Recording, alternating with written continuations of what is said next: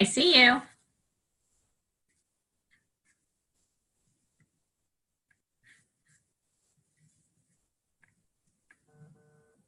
So, do you hear me? I hear you. Do you hear me? Yep. Good. Hey, Good. it's good to see you. Good to see you too. How was your meeting? It was a faculty meeting. Yeah, okay. Silly me. I've been away for a while, so you get enough distance from it, you don't feel the tension anymore. Yeah, it's part group therapy, part, some governance, that this was the College of Education faculty assembly. So multiple departments all together, which we hardly ever get to do. So it is always good to see what's going on outside of your silo. Absolutely.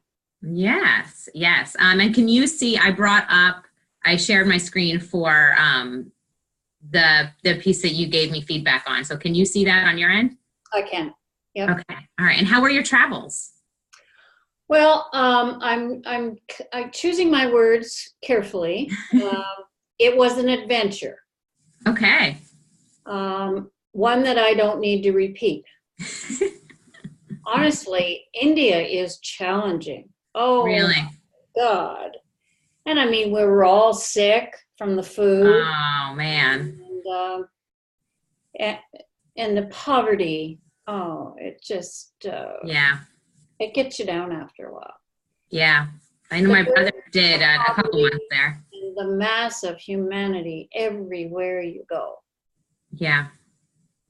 So, I mean, we had some really very wonderful experiences, which I'm glad I've had. Mm-hmm. But they were very hard. Yeah. Now, a lot to reflect on. Oh, yeah. And I'm writing a blog, so, that's making me think it through all over again. I have to tell you that the highlight was the Taj Mahal. Yeah? It is exquisite. I mean, there's just no other word for it. It's absolutely mind-blowingly exquisite. Is it the scale? Like you can't get a sense of the scale until you see it? Or is it just the architecture of it? Well, it's this beautiful marble building that a man built for love. Mm-hmm. He built it for his wife who died in childbirth. And I mean, I don't know of any other buildings that were built for love. Right. And it just emanates from it. I mean, this beautiful white, gorgeous building with all these inlaid semi-precious jewels in the building itself. And it's the strangest thing, but it sits with the river behind it. So there's nothing behind it. And then walls all around it. And there's a bylaw that nothing can be built for 500 meters outside the wall. Oh, wow. So it almost floats. Wow. Like it doesn't look like it's sitting on the earth. Yeah. And even though there were lots of people there, it was kind of like an individual spiritual experience. That's very cool. Yeah. That is really neat. I've traveled a lot, so, I've seen a lot of beautiful buildings. I think this is the most beautiful building I've ever seen. Well, I will have to get to see it. My brother and sister both went maybe a decade ago to go see it, and they took pictures and sent them back to me. I was in my doctoral program and I could not imagine getting away. And so really feel like, at least in my family, I need to go see it so that we can share that experience. Well, you don't need to be there for 7 weeks as we were. Although, the first 10 days we were at a wedding. Right. So that was really neat. And that was great. Yeah. We were all in a great big Airbnb apartment. Oh, So, cool. so we got to know the family, you know, in a way that you wouldn't otherwise. Mm-hmm. So that was very neat. But in particular in the north, well, everywhere. I mean, it's just, the poverty is staggering. People living in hovels. I mean, there's no other word for it. It's just Wow. very basic. I'll tell you one thing I did learn, which I'm not happy to have learned, but I learned. We went to this tea plantation, and it was very nice. We stayed in the old homestead. Now, there was no heat, and it was cold there, so I wore my clothing, my warm clothing all the time, including eating. Mm-hmm. But we did a tour of the tea plantation, and there's this great big poster billboard about fair trade. You know, we are a fair trade company. We treat our employees with dignity and respect, and blah blah blah blah blah blah. Mm-hmm. And then beside it, there's a notice of a kind of a collective agreement. The daily wage for a worker on the plantation, and you have to do 40 kilograms of tea leaves to get your day's wage. Yeah. The day's wage is 159 rupees, which is $1 Oh my and goodness. 52 cents Canadian. Wow. Now Wow. tell me exactly where the fair trade comes in. Right. And the dignity. And Yeah. I mean, they most of them live either near the plantation or in a, you know, a village very close by. They are all very basic dwellings. I mean, how much can you buy with $1.32? Right. It makes you rethink the definition of fair trade when you see it in It the certainly States or in does. Canada, you know, absolutely. And what that means. Because I always used to get this warm, fuzzy feeling Right. when I buy some coffee or tea and it'd say fair trade on it. I said, oh, that's a good thing to buy. Well, Right. I don't think so anymore. Might not be a universal definition. Mm-mm. Yeah. Anyway, there's a restriction on 40 minutes for this. Is that right? Oh no, I have that. I bought the higher account, so we can talk. You can talk as long as you want. Okay. All right. So I want to say, first of all, that this article is ready to submit. Oh yay! I'm glad you think so. Yeah. Thank So any suggestions that I make are simply for the purpose of strengthening it. And what I would tell, Absolutely. you know, somebody submitting it to me for review. Okay, perfect. This is a very lovely piece of work, and these are the ways in which you could strengthen it if you choose to. That's great. Well, I think I owe a lot of credit to you in here, and I was. No, let's get this straight. This is your work. I know, but I was just talking to, and I know you've been talking to Jean as well. Jean has reached out, and I was just talking to Jean this morning because I sent her a draft. I had sent it to a number of people to kind of read and give me feedback. And I said to her this morning, I said, I don't know if Jackie knew that she was going to tell me to do all these things along the way, but it felt like she had the next step for me planned and, you know, was just waiting for me to get somewhere so that I could take the next step. Because had she told me everything up front, I might have been overwhelmed about the process, but it was a very nice scaffolding. And I said, it really felt like the writing really was a journey of self-discovery instead of a piece I was working on, which I think I wish all of my writing was shaped that way. And so I did want to say thank you because it really was selfless for you to kind of reach out and recognize that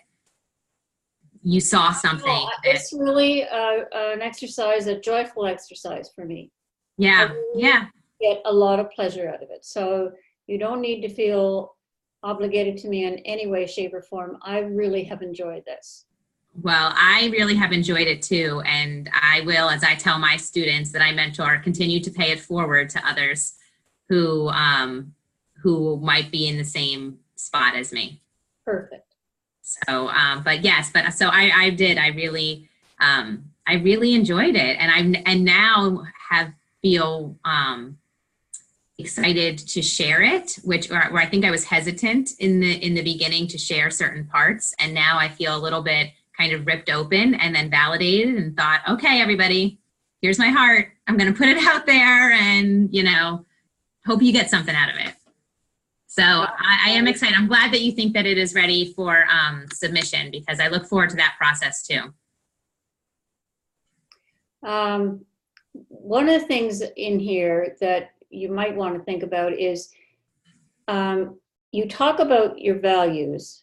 Mm-hmm. And I mean, the one significant one that you come back to all the time is the one I noted in the abstract. But there are others in here that are implicit, but they're not explicit, mm-hmm. which I believe your reader's looking for. Okay. So that's one thing. And you do talk about that particular value, that the importance of that relationship with the student.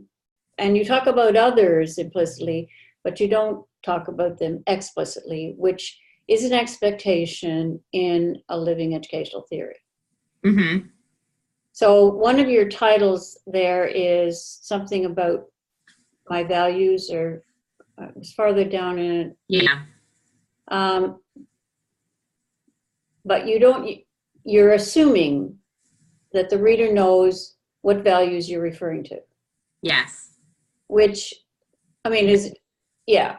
So, I mean, let's give it to them up front and clearly. Right. Just not say, well, you know what I'm talking about because I talked about it, right? And yet. Yes. And one of the things that, and I think because I wrote this while I was kind of in that self-discovery, is that I don't know that I had quite gotten a handle on them until actually further on in my writing.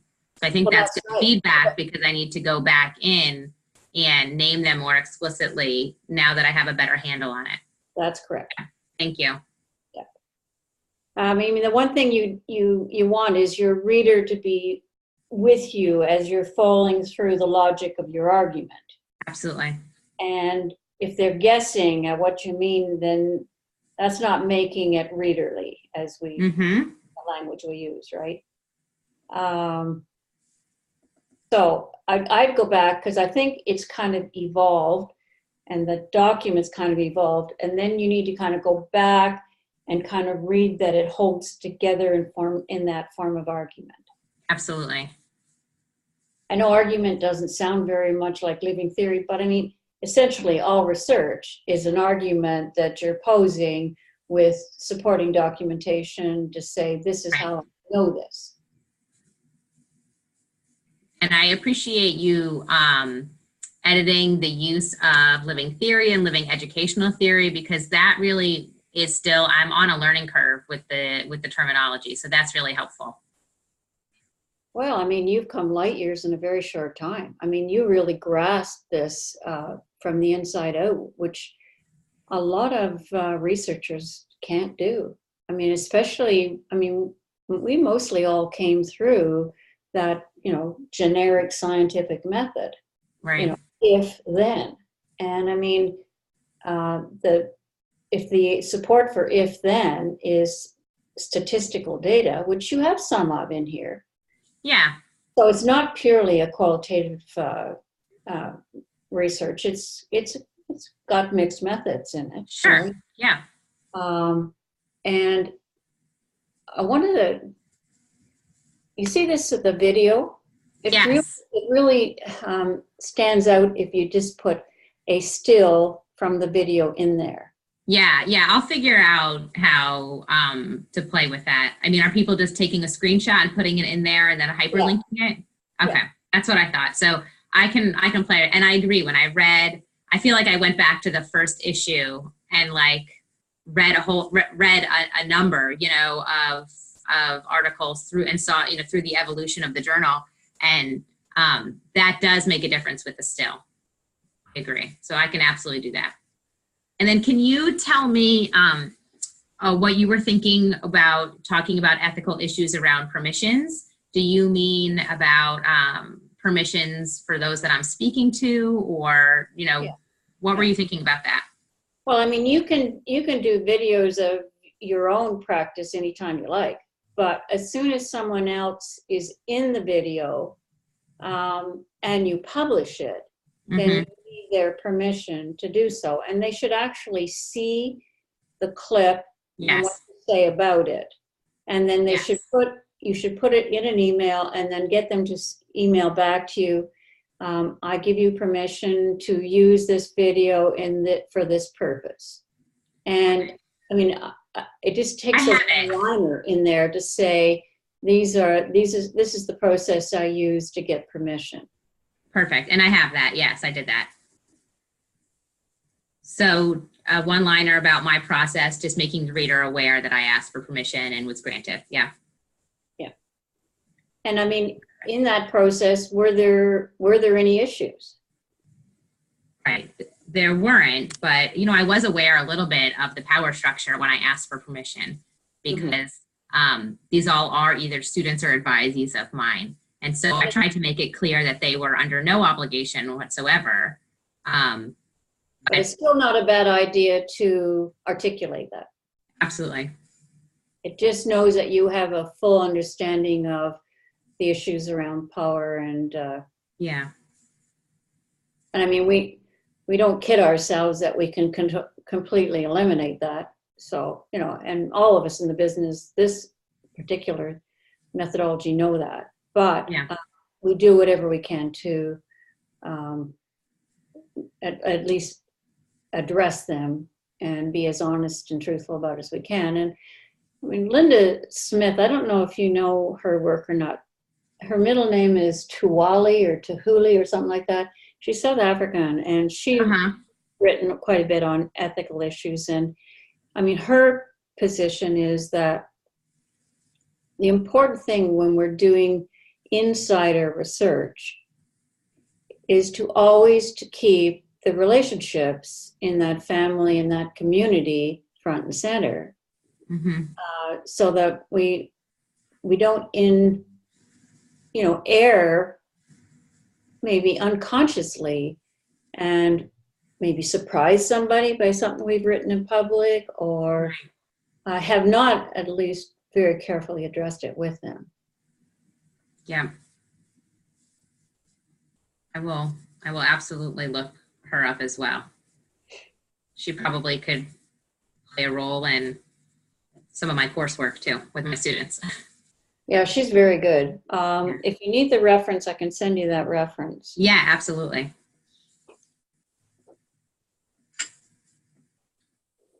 There's also Jane Zenny. Do you know her? I don't. Give you her. Well, how do you spell Zenny? Z-E-N-I. She might. I wonder if I. Was from University of Chicago. I have her book here somewhere.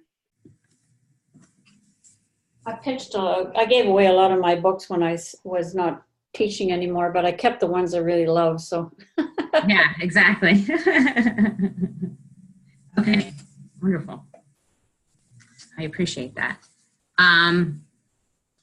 Okay, so I'm looking just through some of the other pieces of feedback here. Sense of the why come from your background. Yeah, I could address that a little bit there. I mean, you're talking about maybe next steps, and if if you want to say, if you didn't want to get into it at this point, you could say, I think one of my next steps is to add my context, to see how that's influenced my values and my living my values. So that, that, if you didn't want to get into it here, but for most of us, that's a place you have to go at some point. I was telling Jean, she lost her mom in October. Yeah. She talked a little bit about it, and I said, and one of the things I had to work through was my relationship with my mother, and I always was trying to please her, because I wanted her to love me, and she didn't love me, and I never could do enough or kind of figure out a way for that to happen. And my brother, when we were in India, I don't know how we got onto this, but anyway, he said, don't you know that our mother's a sociopath? And I say, what? He says, she can't. She doesn't have the empathy or the emotion to give you what you think you need. When are you going to get your head around that number? Really?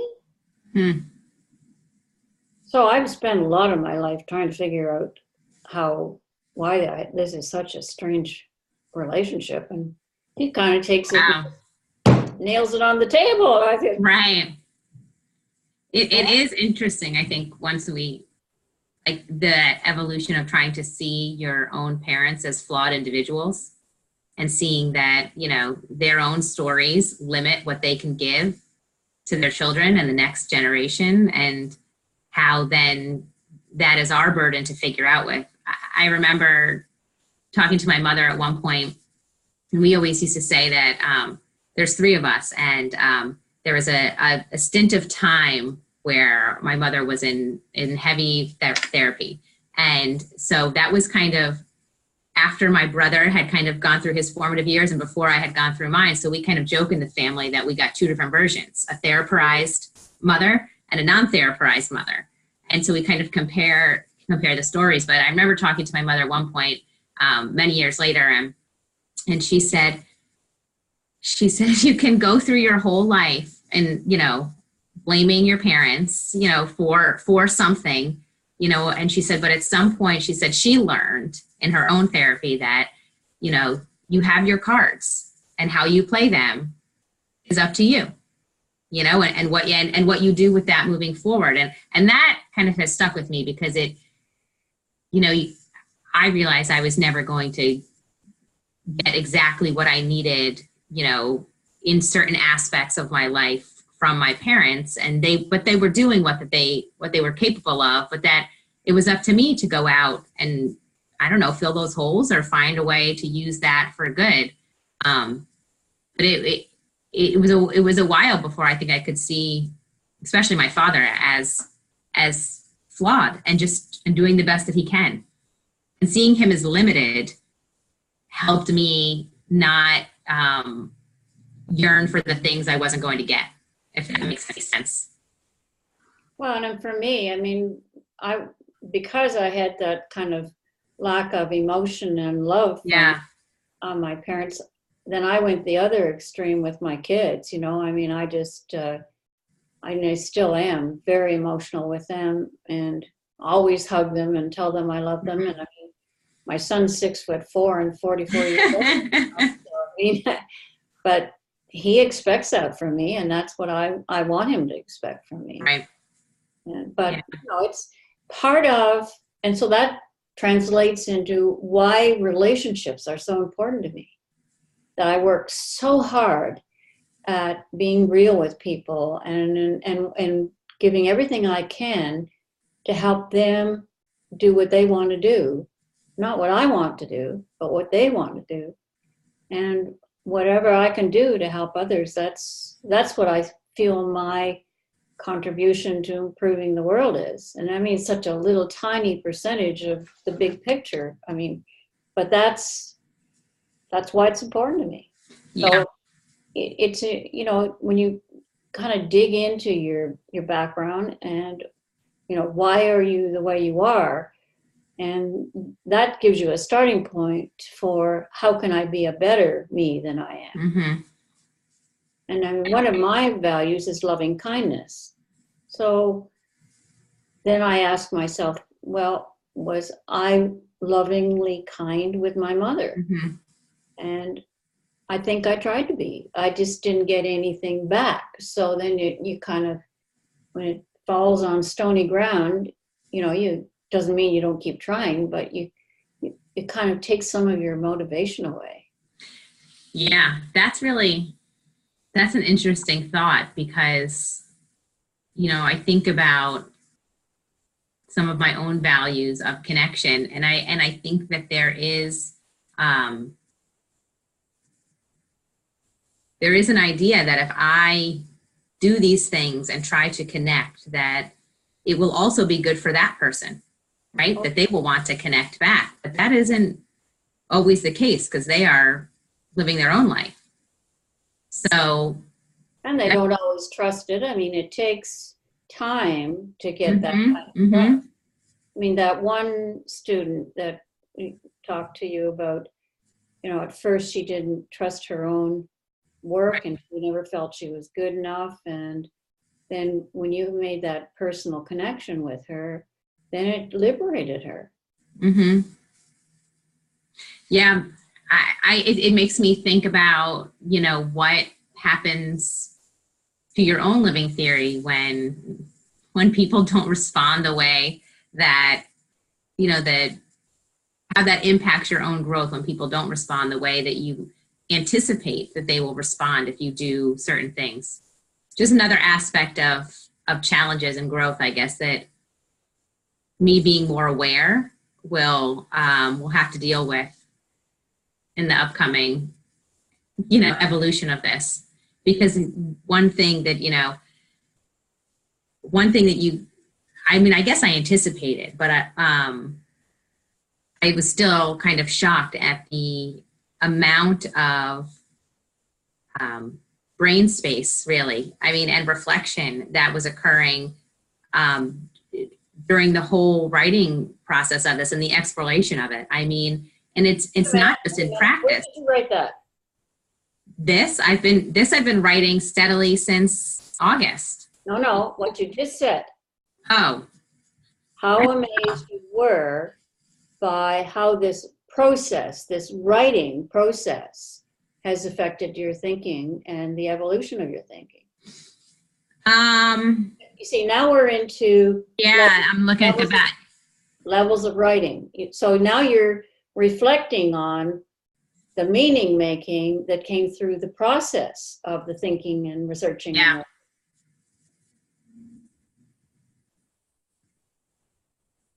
So you're recording this, right? Yes. Recording it and taking notes. Yeah. So, I mean, what you just said, you need to go back through that script and take that right out of that, because that is now another voice. Mm-hmm.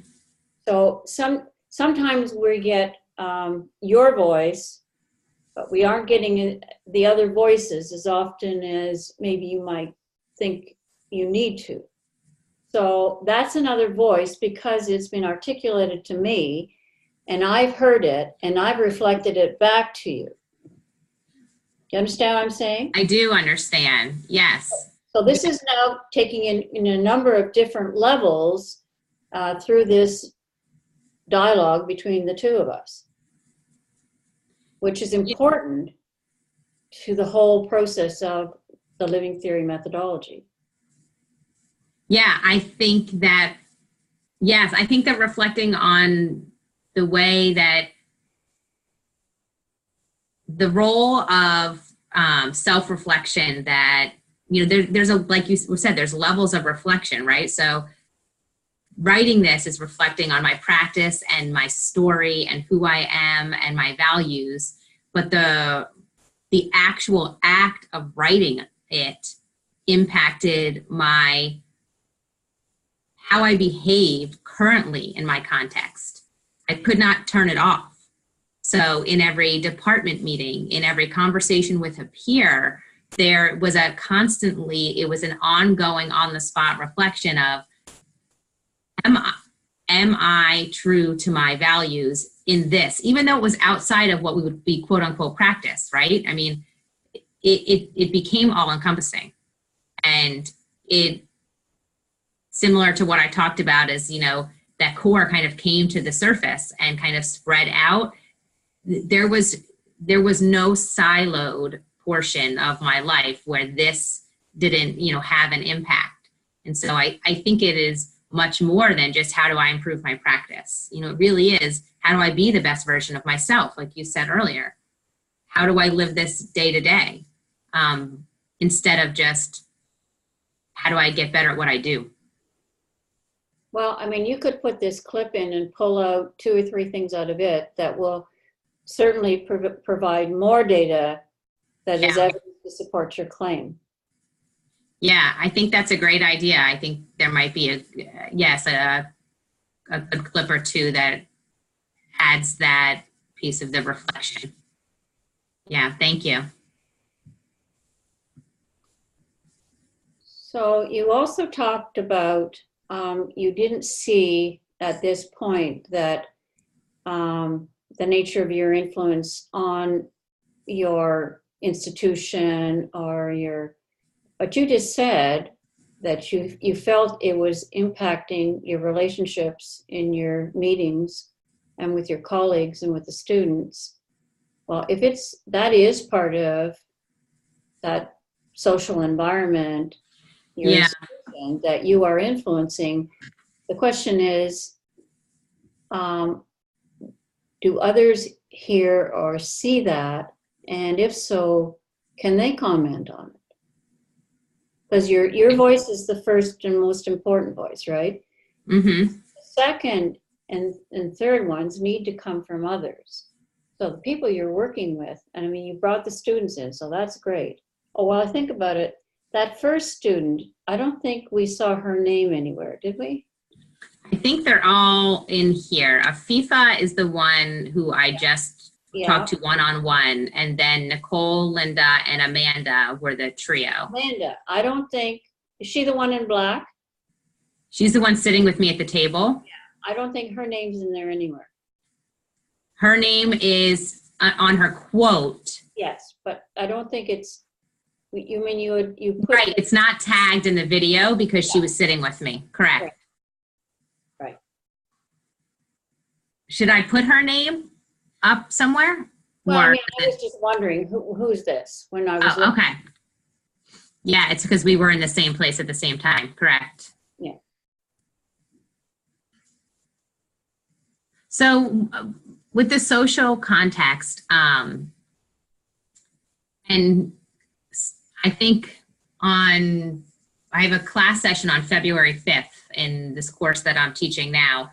And for the first time, we're going to talk about living theory methodology. And they'll be on the website, and they'll be looking at some of the posters and, reading the seminal article by Jack. And, and I've asked another professor to do my teaching observation that night, so that there's an opportunity for, one of my peers to come in and hear that.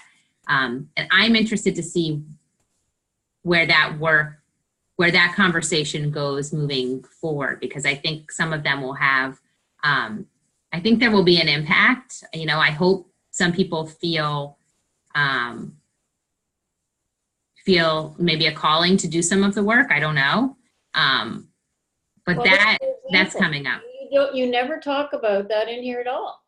You are actually bringing it into your institution and teaching it, and you don't mention it. Yeah, you're right.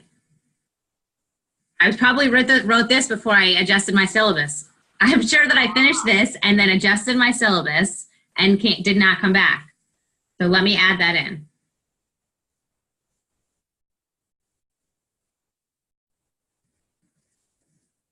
Okay, that's great. So it's suggested there as a part of this new against strength and the conviction. So it's there. It's not explicit. No. Yeah.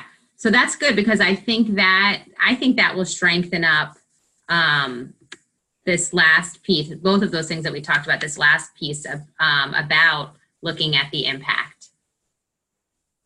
Because those are two other pieces that I can talk about there too. So one of the things we like to do with articles like this is we like to have a section at the end that says next steps, because it sends the message that this is not over. I haven't now I know my values, now I lived according to values, that's the end of that conversation. It's like, and you've said, I've heard you articulate it, that it kind of affects all that you're doing. So going forward, what would you focus your thinking on in terms of living theory, your living theory? Right. I think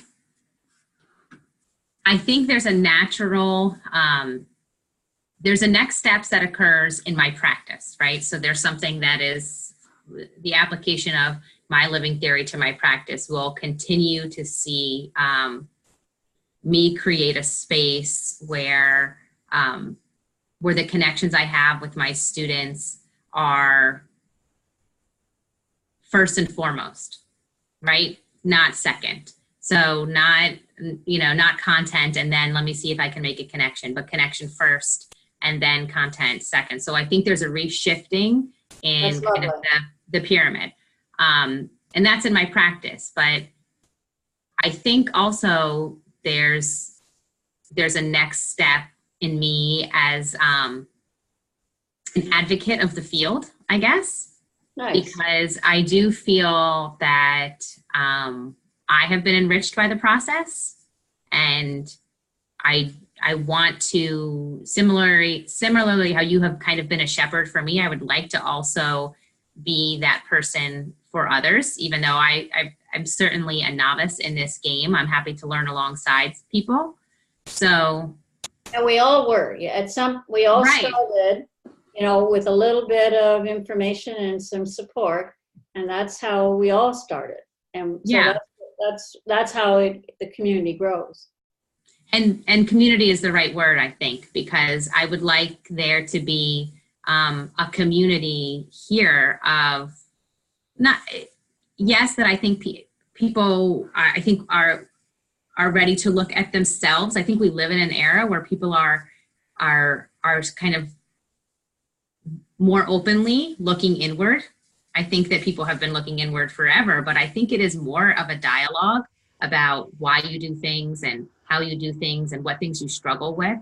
And I want to be able to create a safe place for the students who do that, because I've always said to the doctoral students that I work with that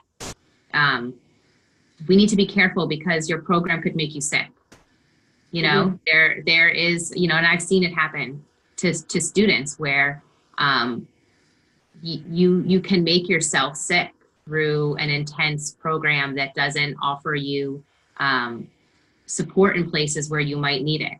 And I think that the role that this plays is really about planting your feet firmly and knowing who you are so that you can be aware when you're not who you are and know that that is toxic for you and find a way to find a space, a safe place. So I would like to create a place where values are valid, and the conversation matters and it's not secondary. Lovely. Yeah. You might want to read that article of mine in December 2013 on eJolts about cultural inquiry, because I think that's exactly what you're talking about. Yep.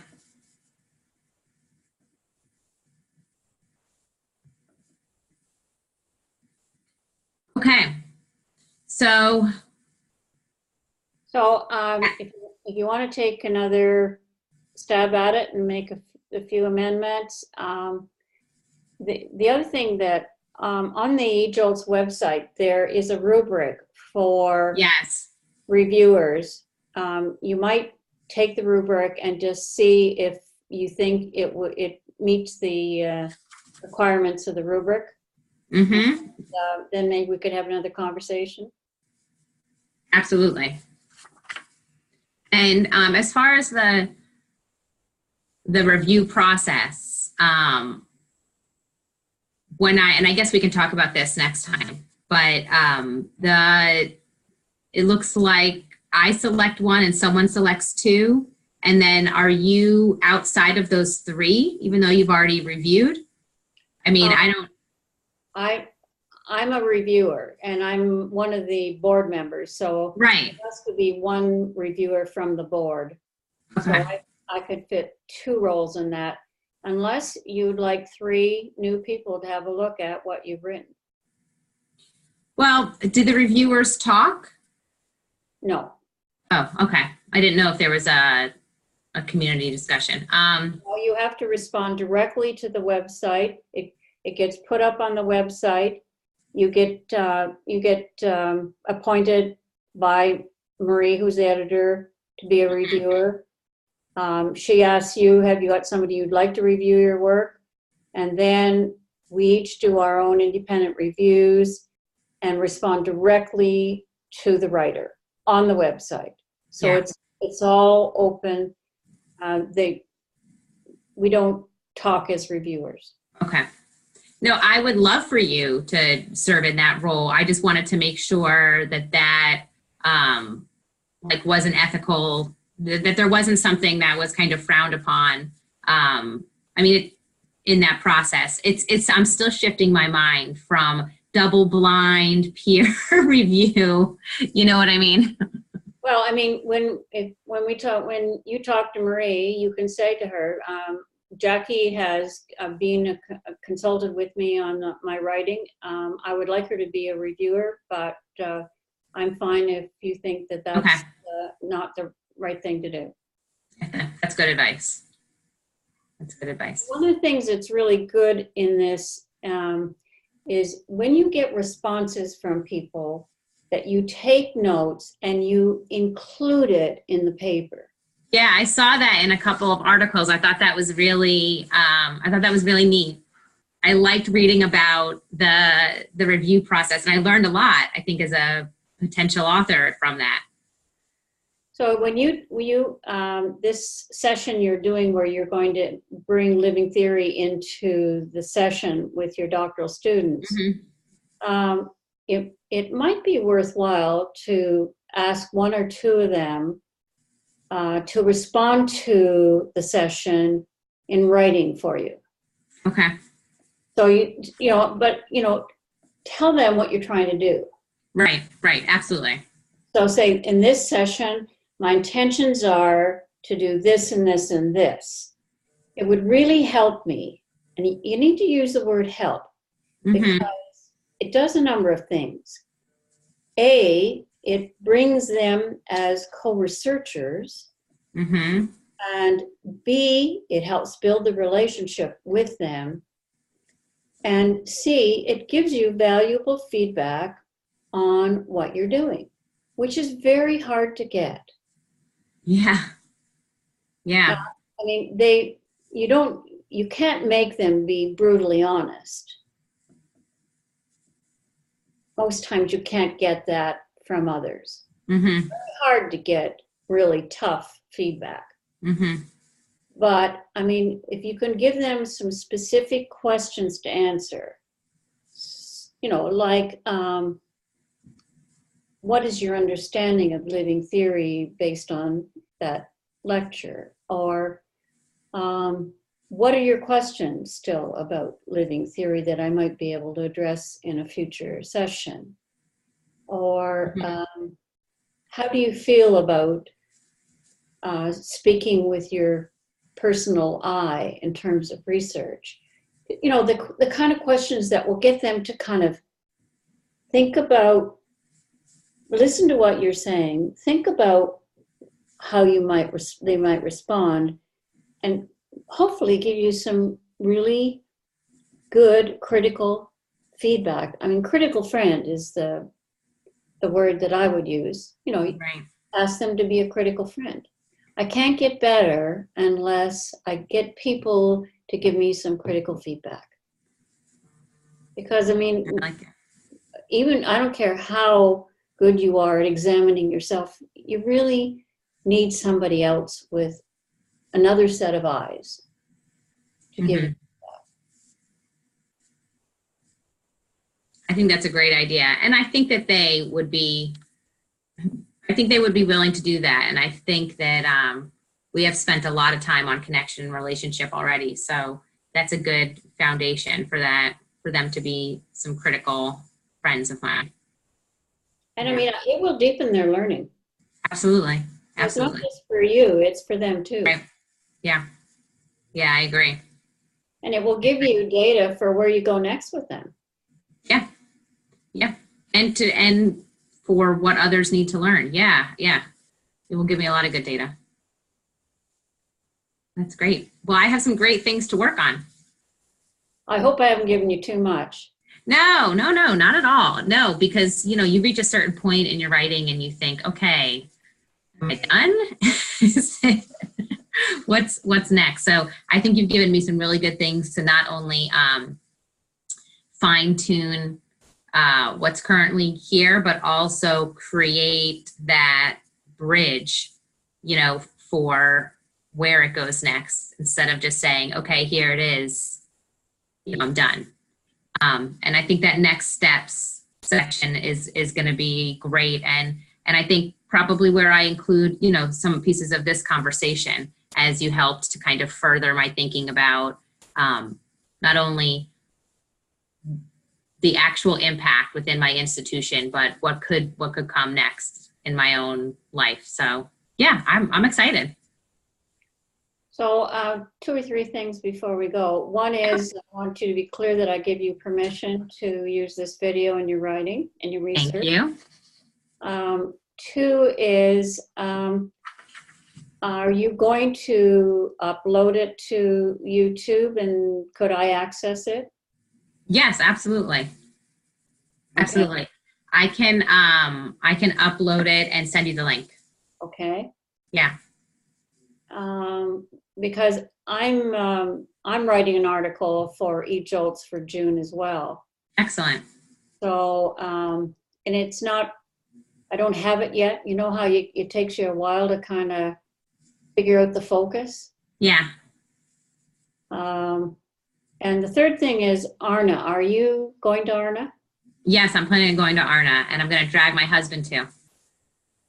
Okay, well, I am too, and my husband's coming too, so. Great. We talked briefly about whether we wanted to put in a proposal for a workshop. Have you thought any more about that? I have thought about it, and I do think that, I would love to put in a proposal, and I think, I've looked at the call as well and thought about our relationship and what we're trying to do here. And I think there's a lot of value in not only talking about, like a mentoring relationship in the field, but also mentorship as a form of empowerment and advocacy.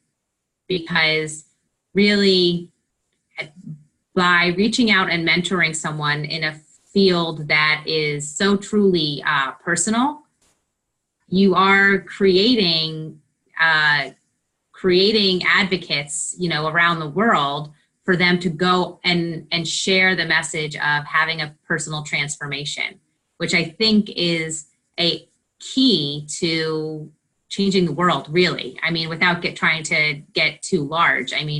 Being able to change yourself first and then have that impact on your social environment and your context is, those small changes change the world, right? And that change has to start within yourself. And you have to know who you are before you can change. So I see it as looking at it as taking a spin on mentoring and looking at it as advocacy. I don't know. What do you think? Too crazy? Too much of a stretch? No, because we are now at the stage with Living Theory of seeing it as a social movement. Perfect. So that's exactly what we're working on. So you've nailed it right on the head. Wonderful. I will send you those references to Linda Smith and Jane Zenny. Yes. I have one more thing, yes. And that is, I know that, I'm working with Jean. Yeah.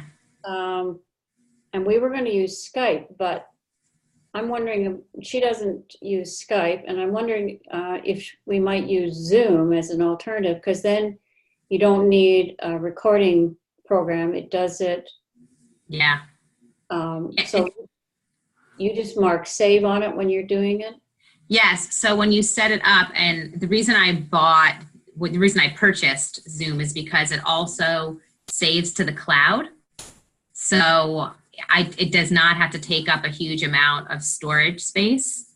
And I am still learning about the editing functions of Zoom. It's pretty easy to clip the video, start and stop, but I'm still learning about clipping portions of it out, but you know, it's just the learning curve. I guess I could upload the whole thing somewhere else and edit from there too, from that file.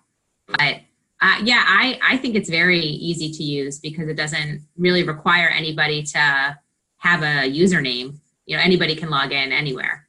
Yeah, so that's good. Yeah. One last thing, the proposal for me to work with you and Jean and somebody in Portland, is that? Yeah, that Caitlin Gable school. Yeah. Right? Is that, yeah. So. And Judy McBride. Yeah. I don't know if you saw Judy's response to Jean or not, but No. The living theory and métissage are separate. Like I'm not sure what your thinking is about that, but I mean, métissage is a method of co-writing, right? Mm-hmm. Living theory really is individual writing. Agreed. And although we do occasionally get ones with we, I had I had two students that did a co-authored master's, which took a bit of convincing at the institution. Yeah, I bet. But how those two work together is still not completely clear in my mind. Yeah, I agree. I mean, Jean is running the ship for this collab experience. I think I'm in the role of like a facilitator here with me and some of the teachers that I work with as participants. But I think she had a transformative experience with Judy in some of the work that they did. So I think she felt like it could bring value. I don't know if she sees the connection between the two, but just that these are things that participants may have an experience with. Not the issue, and I love the métissage. I really enjoy métissage, and I know Judy very well. I'm just kind of talking out loud about when you've got a group that you'll have for a short period of time to try to teach them living theory and métissage in that same time span. I've never done it before, so I don't know. Did she ask you guys to do a session together? Well, it's not clear. She's invited us both to be involved, but it's not clear. And Judy, in her response, we said, "I'm not sure the connection." So I'm just I'm trying to think out loud. What do I think the connection is? Yeah, and I think I don't know the connection either. And I did not attend the métissage session in Vermont, so I didn't have that experience, and I haven't written through that method, so I can't really speak to that. The participants in the co-lab from here, and I think from Portland, will be similar to the folks that you and Jack Skyped into your session. They will be teachers who are doing work in their schools, in their classrooms, trying to make a difference, understanding what it means to be a teacher researcher. So I think that and they've all already completed some action research. They're not novice researchers. They are, a step or two beyond. Some are doctoral students using action research as their dissertation. So I think a natural evolution for them would be to become familiar with the living theory work. I see that clearly. I don't know, I'm not sure how Jean sees the connection with the métissage. So next time I'm talking to her, I'll broach that. she's already done the invite, you know, so I'm trying to, in my head, make the connection. And you know what? She has, she's kind of developed almost like two pieces to this collab experience. There are these first 3 sessions, which will be a session a month, that I think are kind of more about action research and the process and what it means to be a researcher and that. And then she's got these second 3 that I think might be a better place for the Métissage in a second piece, where I think her goal is to work through maybe setting some intentions and doing some more work and sharing your work. And so maybe, I don't know, maybe I see the living theory coming early on in this collab experience. And then maybe as people start to write and do that, maybe the Métissage fits in there with the writing, like further on. Mm-hmm. Yeah, that's. I don't know. I'll think about that. I'm not sure how. I think it'd be overload to give them both at the beginning. I agree with you. I agree with you. I think you could almost look at the Métissage as a culminating piece. After they've been through the entire collab experience and they want to discuss their reflections, maybe that's the last piece. That's a good idea. That's a good idea. Okay, well, thank you for helping me kind of think this through. Yeah. And you're talking to Jean today too? She's getting a lot of us. And when did your comment about my go ahead, time, sorry. Please don't worry about that. Okay, good. I love doing this. You'll what? I love doing this. I know. I appreciate that. I do feel the same way. You know, when I work with some of my students, it is an energizing experience. Yes. Okay. So I am going to do some more writing on this. And you said you wanted to chat one more time before I uploaded it? Really, it's up to you. Let's see. You said that they are due by January. Is that a submission deadline? No, this is a June issue. Oh, okay. You've got time. Oh, okay. Yeah, I would love to. Start it. Look at this. I haven't even started. I know. Yes, well, you're on the board, Jackie. No, deadlines are deadlines. No, we don't play that game. Oh, you're already in. That's not true. If I don't meet the deadline, I don't get in either. That's true. That's true. They have to have something to print. Deadline. The deadline will be sometime in March. Okay. Then yeah, let me do let me do some writing and then and send it back to you one more time. You know, probably in the next 2 weeks or so, and then we can chat again and then see if we're ready to kind of send it out to the wider universe. Okay. But yeah, and I'll send you a link to this video as well. Okay. And as an afterthought too, I think Arna is due in March or April as well, right? April. Okay. So we got time on that too. So we got time on that too. But yes, I would love to do a piece about mentorship as advocacy or something like that. Well, and for me, it's kind of the work that Jack and I did last year at Arna. It has kind of a continuum, because one of your students said something about spray and pray or something, and often that's how you feel workshops are. When that's kind of that, and that's over. But when people pick up on the concepts and run with it, that's very exciting.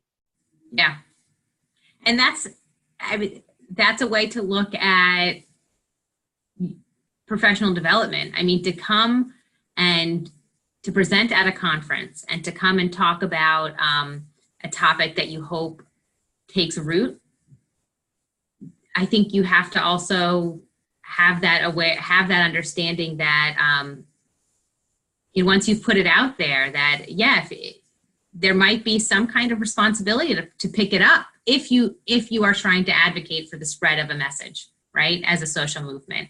That has to be part of that, which you did, which was not only humbling but also shocking.